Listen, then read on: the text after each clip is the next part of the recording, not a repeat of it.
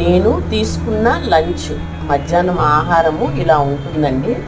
Before ఇలా ఉండేది కాదు. నేను న్యూట్రిషన్ సెంటర్కి వచ్చిన తర్వాత నన్ను ఇలాగా మంచి ఫుడ్ అంటే ఏంటి, ఇన్ఫెక్షన్స్ రాకుండా ఉండాలంటే మనం ఎలాంటి ఫుడ్ తినాలి, వర్షాకాలం వచ్చేసింది, పిల్లలకి ఇన్ఫెక్ట్ అంటే సోకడం, మనకి ఏదన్నా జ్వరం కానీ అలాంటివి వస్తూ ఉంటాయి కదా, అవి సోకకుండా మనం ఎలాగా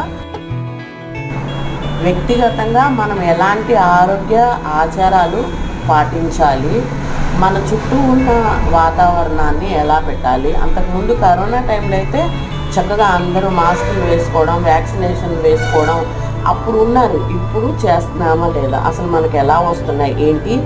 ఈవినింగ్ ఇన్ఫెక్షన్స్ గురించి మంచి టాపిక్ ఉందండి.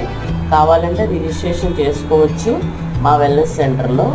Thank you.